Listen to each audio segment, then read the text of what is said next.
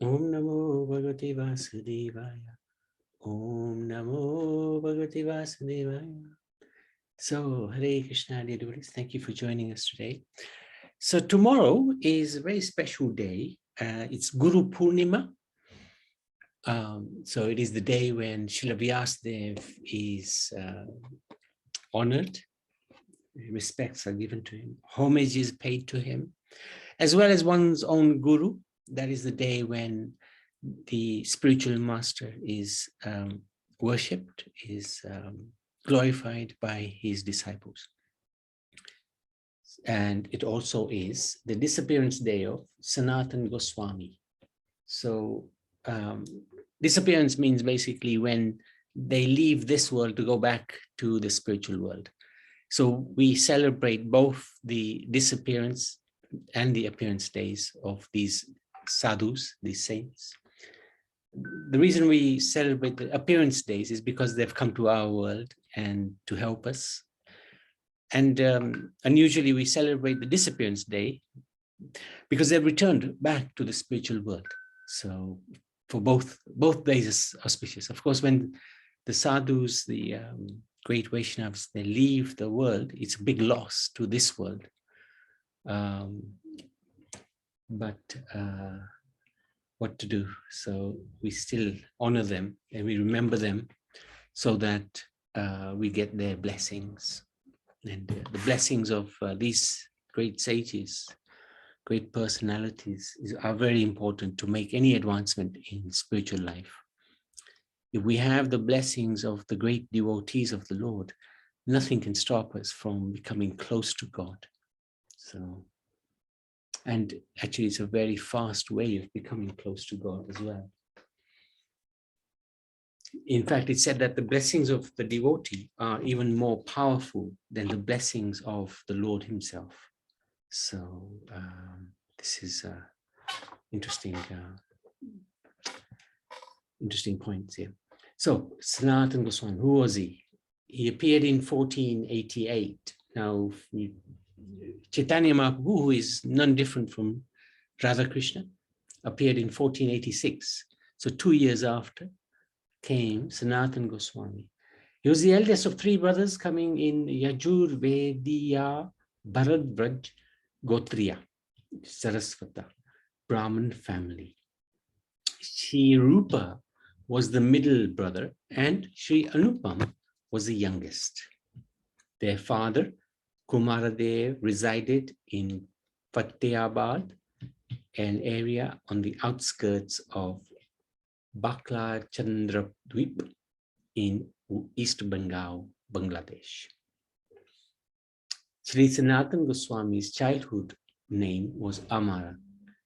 Sri Rupa Goswami's name was Santosh, and Sri Anupam's name was Vallabh. After the Muslim ruler of Bengal, Nawab Hussain Shah Badash Saha, recruited Amara and Santosh, the 3 brothers moved from Bakla Chandradweep to Ramakeli in the Malda district of Bengal. So Sanatan's name was changed from Amara to Sakara, Malik, and Rupa Goswami's name was changed from Santosh to Dabirakash. So effectively, from being Vaishnavas, they became something else because of the occupation that they took. So in due course, Sanatan Goswami became the chief minister and Rupa Goswami the state treasurer of Nawab Hussain Shah. Being satisfied by their administration, he handed over all state affairs to them and busied himself in conquering neighboring kingdoms. Rupa and Sanatan based themselves in Ramakeli and did all state management from there. It is during their time in Ramakeli Gram that Rupa and Sanatan met Sri Chaitanya Mahaprabhu. So of course, these are eternal servants of the Lord in the spiritual world. They come to our world to perform various pastimes. So they're all eternally liberated, Sanatan and Rupa. They have very special places in the spiritual world, actually. Anyway, in time, as they were employed by the Muslim king, they came across Chaitanya Mahaprabhu. Previously, from early childhood, Sanatan and his two brothers, Rupa and Anupam, were always absorbed in Bhav Bhakti. Remembering Vrindavan, they named the forests in which they played after the Braja's 12 forests, Talavan, Madhuvan, Kamyavan, Mahavan, etc. They called their favorite bathing ponds Radhakund and Shyamkund. In the temple, they served the deity of Sri Madan Mohan. So they were devotees from very young age anyway.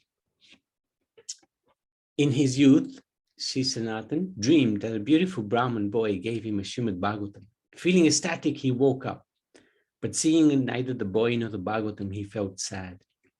When Sanatan began his puja that morning, however, Krishna himself, disguised as a beautiful Brahmin boy, came and said, "Take this Srimad Bhagavatam from me, always study it, and you will attain perfection." So this is a real amazing blessing to Sanatan. Rupa and Sanatan regretted their service to the Muslim king, especially after meeting Chaitanya Mahaprabhu. They realized that they were working for not such a nice person. Their father continually performed atonements for the disgrace of serving the Muslims. They lamented their own position, considering themselves no better than Muslims because of the work they did and the association they kept with them. They felt themselves worthless as they served the king of the Yavanas instead of the king of their own race. In the depths of their humble lamentation, they considered themselves inferior to the Yavanas. Though they were descendants of a Brahmin king, they did not think themselves as Brahmins. So nowadays, of course, if one is born in a Brahmin family, then one is thinking himself a Brahmin, no matter what activities they do, he does or she does. But that's not actually how Varnashram works. Varnashram works according to one's nature. So if one's nature is Brahminical, study, focused on the Lord, kind, charitable, etc., then one is a Brahmin. But if one is born in a Brahmin family, but has a different nature altogether, like a warrior maybe, or a businessman, then that's what he is. He's a Kshatriya, or he's a Vaishya or a Shudra. So this is actually how Varnashram was meant to be enacted throughout society. But unfortunately, the Brahminical class, they really exploited the caste system, if you like. And if you were born in a particular caste and you remain in that caste, no matter your behavior. So that's really, it was exploited actually. Anyway. Only Sri Krishna Chaitanya was able to understand the change that transpired in the minds of Rupa and Sanatan. Out of divine love for his dear devotees, Gaura Chandra, that's Chaitanya Mahaprabhu, went to Ramakeli to meet Rupa and Sanatan. The people of Ramakeli, even the Yavanas, went together to see Mahaprabhu. The happiness of Rupa and Sanatan was unbound. They went privately to Mahaprabhu and fell at his feet. Holding grass in their teeth, the two brothers approached Mahaprabhu with such humility that the assembled devotees felt pangs of sorrow in their hearts. Although Rupa and Sanatan belonged to respective Brahmin families and respectable Brahmin families and possessed enormous powers, because actually as they were at such a high level of office in the Muslims' rule, they were extremely wealthy and they had enormous political power. They exhibited such humility, however, in considering themselves inferior, even to the Muslims, that the Brahmins and the others were truly astonished. When meeting Sanatan Goswami, Mahaprabhu told him to go to Vrindavan. So this was at the first meeting with Sanatan Goswami. Go to Vrindavan. You remember, he was like the prime minister of the whole kingdom. Go to Vrindavan, write scriptures that delineate bhakti, sambandha tattva, relationship with Vaishnavas, etc. And the proper etiquette to be followed by Vaishnavas. Manifest the pastime places of Braj that have become lost, along with the deities of Braj. And write what is favorable and unfavorable for bhakti and about Vaishnava etiquette. So in due course of time, Sanatan Goswami did all of that. Whatever Chaitanya Mahaprabhu instructed him to do, he did all of that. But at that time, he was, of course, a prime minister. So it was a bit hard at that time. So this is the meeting, Sanatan with Chaitanya Mahaprabhu. Lord Chaitanya's order was their life and soul. Both Sanatan and Rupa Goswami traveled extensively throughout Vrajmandal. But to get there, actually, they had quite a difficult time. I haven't actually written that down, but effectively they had to, they asked the king to leave the service, but the king wouldn't agree. So they actually left of their own accord, and they were hunted down almost. Luckily they had enough money to bribe and take people away from the mood of trying to destroy them. And eventually they made their way to Vrindavan. But it was a very big journey, long journey. They were put into, I think Rupa Goswami was put into prison. And in order to get him out of prison, Sanatan had to pay money. And it was a huge endeavor. They had a life of absolute luxury, immense wealth, probably the most wealthiest people around, apart from the Muslim rulers, of course. But yet, none of that, all of that wealth and enjoyment meant nothing to them. When they found out, when they had the order from Chaitanya Mahaprabhu, that became their life and soul. So eventually, they made it to Vrindavan. They traveled extensively through the Brajmandal, discovering many Leela sthans of Radha Madhav, having no fixed residence. They didn't have any place to stay. They would catch a few winks of sleep, no more than 1.5 hours per day under a tree or a bush. So previously they were used to living in great luxury, but now they were happy with just living under some tree. And it wouldn't be the same tree every day, just in case they got attached to the tree. They spent all their time writing, discussing Krishna's pastime, chanting Krishna's holy names. And many of their books we are very fortunate to have, which we study. And they have delineated the process of bhakti yoga and different pastimes between the divine couple to make us closer to them. So we are very fortunate, actually. To maintain himself, Sanatan would beg some wheat flour, roll it into a ball by adding a touch of Yamuna water, drop it into smoldering coals to cook. He would offer this bati, salt-free baked bread ball, to his deity, Madan Mohan. So we'll see the deity in a little while. This is very austere living. Huh? Can we imagine having to feed ourselves just this?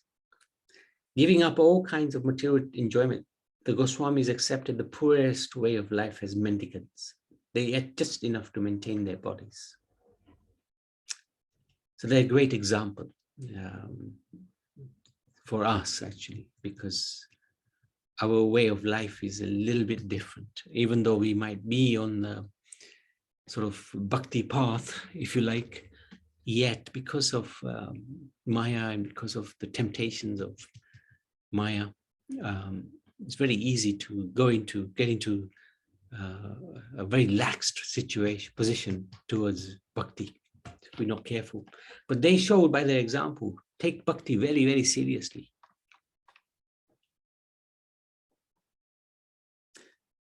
The Radha Madan Mohan Mandir, established by Sanatan Goswami, was the first opened in Vrindavan by the 6 Goswamis. So these 6 Goswamis are Rupa and Sanatan. They were the head. And their brother, the younger brother, Anupam, he actually died untimely. But he had a son who also is one of the 6 Goswamis. His name is Jiva Goswami. And then there was Gopal Bhatt Goswami, Shri Rup Si Sanatan Bhatta Raghunath, Bhatta Raghunath Goswami, and Raghunath Das Goswami. So 6 of them. And the first, this wonderful deity of Madan Mohan was discovered by Sanatan Goswami, and he built this beautiful temple. And there's a story behind how he built that. Let me see if that story is here.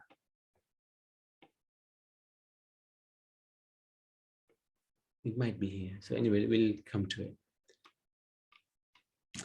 Described as the personal extension of the body of Sri Chaitanya Mahaprabhu, Sri Sanatan is the ideal spiritual master because he gives one shelter at the lotus feet of Madan Mohan.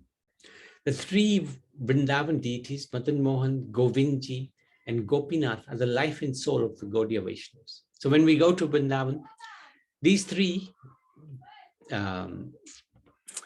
wonderful deities, we have to go to their temples and visit. Of course, the original deities have been moved because of the Mughal invasion. They were moved to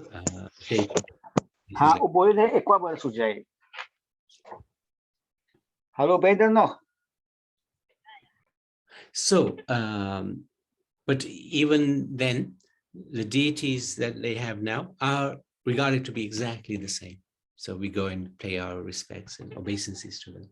The deity of Madan Mohan has the specific quality of helping the neophyte devotee understand their eternal relationship with the Supreme Personality of Godhead, Lord Shri Krishna. So this is very important. You have to start somewhere. And the starting place is this, Madan Mohan. He helps us understand our relationship with God. And here he is. This is Madan Mohan. Oh, this is Govindji. Sorry, Radha Govindji. Very, very beautiful. They were installed by Rupa Goswami. And now they are situated in Jaipur. And in Jaipur, they do incredible seva to these beautiful deities. But there is also in Vrindavan, the Radha Govindji temple, where they have similar deities, very beautiful. This is Radha Gopinath, and this is Radha Madan Mohan. You can see so extraordinary. And these deities are in Karoli, going towards Jaipur. I've actually never been there, but we always go to the Radha Madan Mohan temple in Vrindavan. Madan Mohan means Krishna, who is so indescribably beautiful that he even attracts Cupid, Kamdev. Sanatan Goswami is a Sambandha. Sambandh means relationship, Sambandhacharya, who gives us knowledge of our proper relationship with Krishna. And his deity, Madan Mohan, helps us to overcome our attraction for material sense gratification. That's effectively lust, Cupid, and fix our minds on Bhakti Yoga. Sri Sanatan Goswami spent 43 years wandering from village to village in Vrindavan. The Vrajbasis would affectionately care for him, treating him like their father.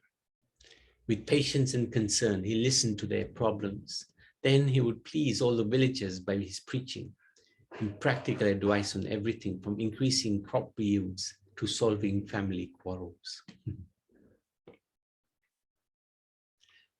Renouncing all worldly pleasure, Sanatan Goswami was humble, detached, always absorbed in study. Mahaprabhu often said that Sanatan Goswami was his favorite devotee. As an ocean of love and mercy, Sanatan excelled all other devotees in his compassion towards suffering souls. So this is from the Bhakti Ratnakar. This is Sanatan and Rupa Goswami. They would be very much together. And this is the Madan Mohan temple here. Very, very beautiful. It's still there. Still the glory is still there. In his last years, he left his beloved deity of Madan Mohan with Krishnadas Brahmachari, his disciple. He did bhajan on the banks of Manasi Ganga next to Chakaleshwar Mahadev at Govardhan. Daily, he walked the 24-mile parikaram, which is the original longer route of Govardhan Hill. Every day, even when he was old, very old, he would still do that. Although he was 65 years old, he kept his daily vow of offering 1,008 obeisances to Govardhan Hill and to any Vaishnavas he met. So this is where Krishna really interacts with his devotee. Understanding the difficulty of his pure devotee, Sri Madan Mohan appeared one day and said, "Baba, you are too old. Don't take so much trouble to walk around Govardhan Hill every day." But Sanatan replied, this is one of the daily activities of my bhajan. I must maintain it. He's arguing with his deity. Since you are old, Madan Mohan said, you may now give up this vow. Starting to walk away, Sanatan replied, I will never give up my religious principles. Sanatan Goswami's firm determination to complete his daily devotional vow pleased Madan Mohan. But in the loving dealings between the Lord and his pure devotee, Krishna's desire to please his devotee often defeats the devotee's desire to please him. There's always this competition between the devotee and Krishna. Krishna wants to serve his devotee wants to serve Krishna. And sometimes Krishna wins, only sometimes. He doesn't always win. So out of loving compassion for his devotee, Sri Krishna stood on a flat stone, Govardhan Sila, taken from Giriraj. He played his irresistible flute. The Govardhan Sila melted in ecstasy, capturing the impression of Lord Krishna's lotus feet. Presenting this to Sanatan, Krishna said, if you circumambulate this Shila every day, it will be the same as going around Govardhan Hill every day. You will keep your vow intact and not compromise your religious principles. Seeing that Giriraj himself, Sri Krishna, had given the Shila, Sanatan Goswami gratefully accepted. One can still see that Govardhan Shila in the Radha Damodar temple. Ah, fantastic. We have him here. This is the darshan of that amazing Shila. And you can see the lotus feet of the Lord there. And this temple is such a beautiful temple. You can walk around. You can do parikram of the temple. And I think walking around, is it 7 times? Mm-hmm. Walking around 7 times parikram of the temple. It's like you've done the whole Govardhan parikram of 24 kilometers. Sanatan Goswami made a significant literary contribution to the Gaudiya Sampradaya, which is with his Hari Bhakta Vilas, Brihad Bhagavad Amrit, and Brihad Vaishnav Toshini. So this is the Nectar of Devotion, very important book which Srila Prabhupada has translated for us. And the Brihad Bhagavad Amrit is the story of, what's his name again? Gop Kumar, a wonderful devotee, how he reaches the spiritual world. In the form of Labanga Manjari, that's his form eternally in the spiritual world. Sanatan Goswami serves Srimati Vishakha Sakhi in Radha Madhav's Nitya Nikunja Leela. And Sanatan Goswami's Samadhi, his resting place, is behind Madan Mohan Temple, Radha Madan Mohan Temple. There he is, very beautifully constructed Samadhi. And whenever we go to Vrindavan, we always go here. Sanatan Goswami ki jai. So this temple that he made, what happened was he had the deity and of Madan Mohan. He excavated it, somehow found this amazing deity of Madan Mohan. And one time a ship was passing the Yamuna and he got stuck. And Sanatan Goswami was watching because he was on top of the hill. And he came down and he told the captain how to navigate past the problem. And the captain was so pleased. He had a ship full of salt. He said to Sanatan, I want to make a donation to you. And Sanatan said, I don't need anything. But if you want, you can make a temple for Madan Mohan. And that's what happened. He made a temple, beautiful temple for Radha Madan Mohan. Magnificent sight, really amazing. So this is one of the things.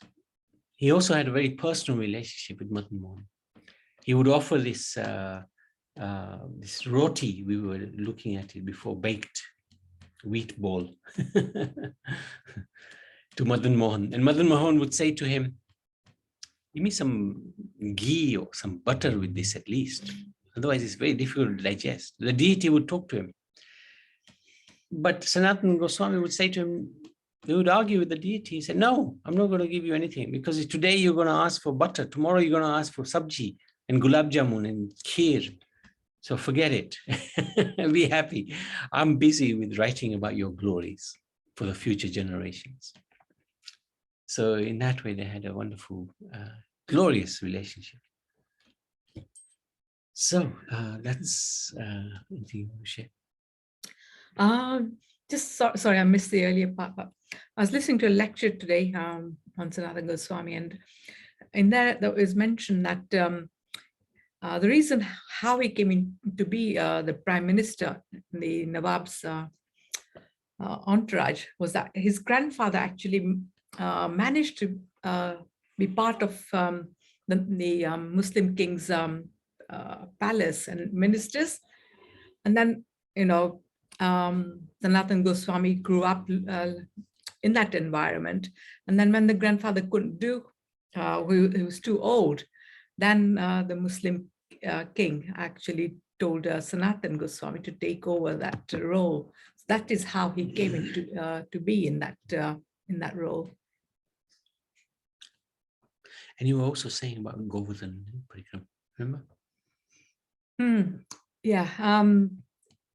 Tomorrow, which is the disappearance day of Sanatan Goswami, a lot of devotees actually, not just Gaudiya Vaishnavas, all the Vrijvasis, because they honor Sanatan Goswami and respect him so much, they actually do the Govardhan Parikram. So there's lakhs and lakhs of people who do the Govardhan Parikram tomorrow. So 2 times in the year when most people do the Parikram, which is tomorrow and the last day of Kartik. Okay, good. Thank you for sharing. Anything else? Anybody? Any questions? Any comments?